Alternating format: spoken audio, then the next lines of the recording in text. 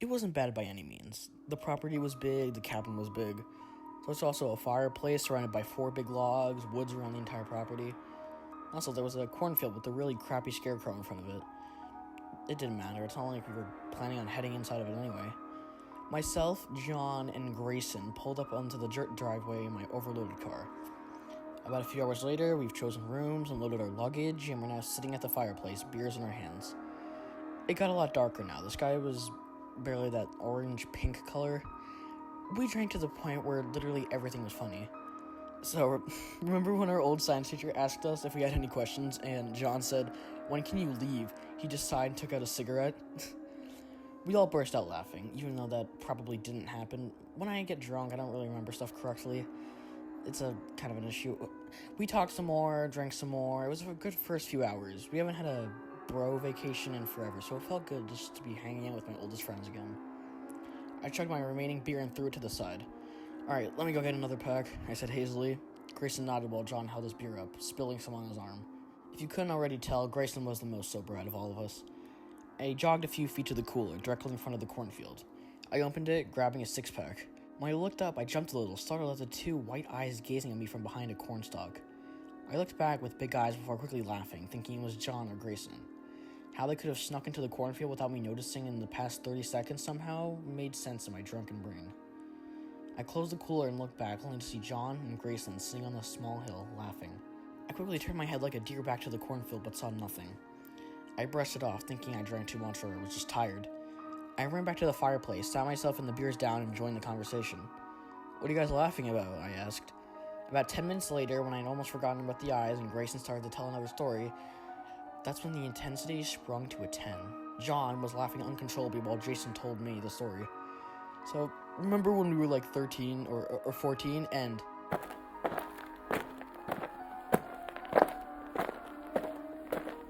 What the hell was that? All 3 of us spun our heads to where the noise was coming from, Grayson standing up. The noise came from the cornfield. I was sobering up now, especially after this and the eyes. "The hell was that?" John drunkenly asked. "I don't know," Grayson responded, looking out into the field. He sat his beer down on the ground and walked forward, a little down the hill. I followed, a little behind him. I heard John stand up and drop his beer, spilling it all over the ground. That wasn't really a concern right now. Grayson looked to me. "What should we do, call someone? Like a state trooper?" John started laughing again, the 2 of us looking back. "What the hell is so funny right now?" Grayson asked. John, finally calming down, responded, "Call a state trooper? There's no one even there," John exclaimed. "Yeah, but we all heard those footsteps, and I saw those eyes." Grayson looked at me confused. "Eyes? What eyes?"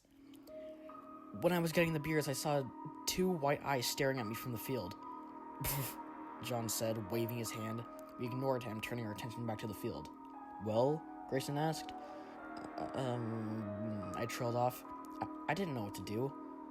"Holy shit!" we heard John yell from behind and a little above us. The 2 of us spun like ballerinas and also screamed like ballerinas when we saw what John got freaked out over. Standing a few feet away from us, right in front of a big tree, was a ghostly pale 10 or 11-year-old boy standing there in clothes that looked like they were from the 1960s. He had wavy brown hair and completely white skin. He also had on brown shoes. John backed up, knocking his chair over and tripping and tumbling down the hill. Grayson backed up while I just stood there like I was frozen. Something about this kid's face was truly and utterly horrifying. Grayson was now helping John up while I was still frozen. Then, the kid spoke. The kid spoke 2 words that will haunt me until my time comes. He pointed at me and said, "You're next." I screamed like a little girl and quickly ran down the hill. Grayson pulled John up just as I passed them, running to the cornfield. I know, a stupid decision, but I was scared and drunk. I couldn't think of anything else. Grayson and John followed me, but I was too far already for them to catch up. I made rights and lefts like it was a marathon. Finally, I made my 4th right, running straight into a giant figure wearing a black trench coat and bowler hat. When I say huge, I mean huge. Just for some context, I'm 5'11". This guy was over 9 feet. He was sort of bent down, so he was probably even taller. He was breathing heavy, holding like a chain or something. I started to move backwards, praying to God I didn't step on a leaf or a twig, but then he turned around, probably knowing I was there the whole time. His face was disgustingly deformed, monstrous even. His nose was way too big, slanted and crooked.